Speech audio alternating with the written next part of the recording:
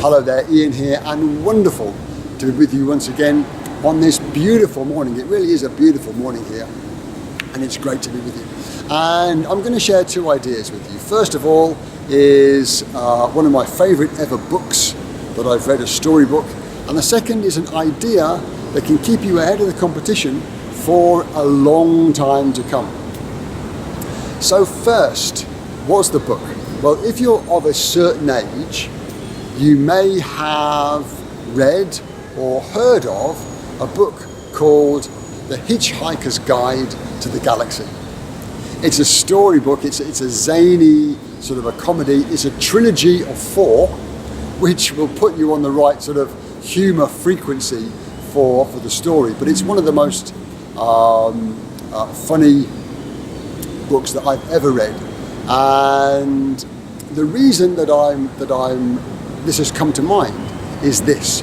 And I'll tell you part of the story, but I won't ruin it for you because there's plenty more to enjoy in the full story. But part of the story of The Hitchhiker's Guide to the Galaxy is that people were wondering what the answer to the ultimate question is. And the ultimate question was life, the universe, and everything. You know, what's the answer to life, the universe, and everything?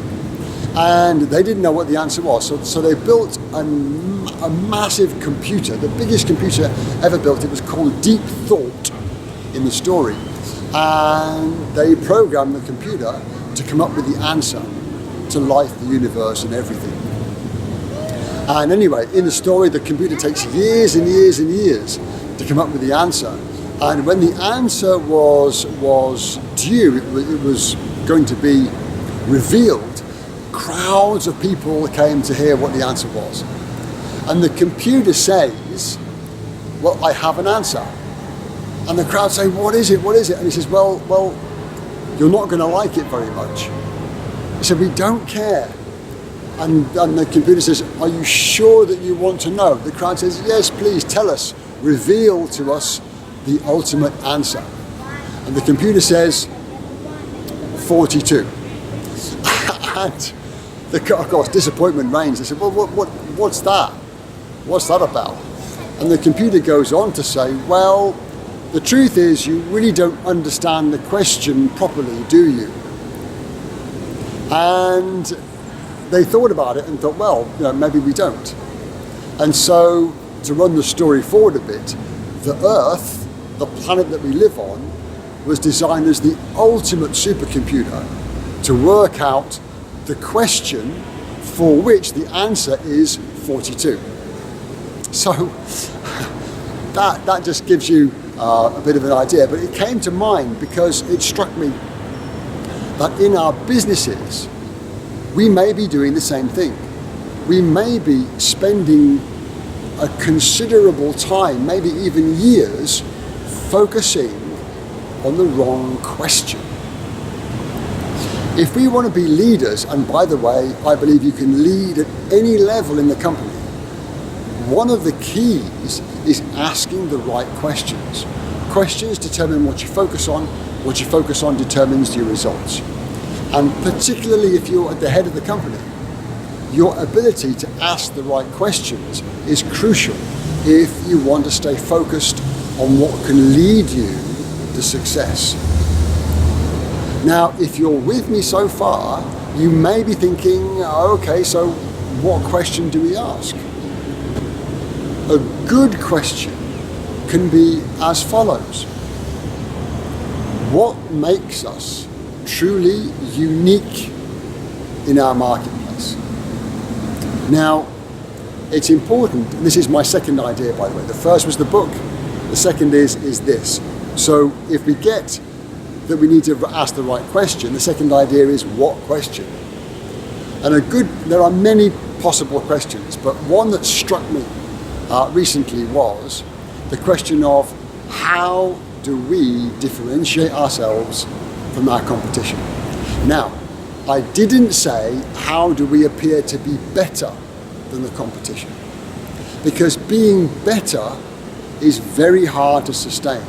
And by being better, you might say being cheaper being higher quality, more higher quality, being faster, but there's typically always someone that can claim that they can do it cheaper or faster or of a higher quality. So that game is very hard to keep on winning. But if you can appear to be truly unique and different, now that's often very hard to duplicate by somebody else, and you've got a clear, almost unstoppable force if you are truly unique to your customers. Because sometimes, if you just take a look around, companies that are really unique may have, many companies have tried to copy these unique companies. It's harder than it looks, because to be unique, you probably need to have several layers below the surface that nobody sees that allows you to appear unique to a customer. So how do you wish to appear truly unique to the competition? Because if you hire the same people, if you pay them the same rates, if you chase the same opportunities, you end up looking and sounding very much like everybody else. And that's hard if you want to stay ahead of the competition. So let's just summarize. The book is a great read. If you're on that humor frequency, it's very funny, it's lots of fun. And The Hitchhiker's Guide to the Galaxy. Make sure you don't spend years on, or a considerable time on, the wrong question. What questions do we ask? Questions determine your focus. Focus determines the results. What questions do you ask? A great question is, how do we truly appear to be unique in the eyes of our target market? Being better is very hard to sustain.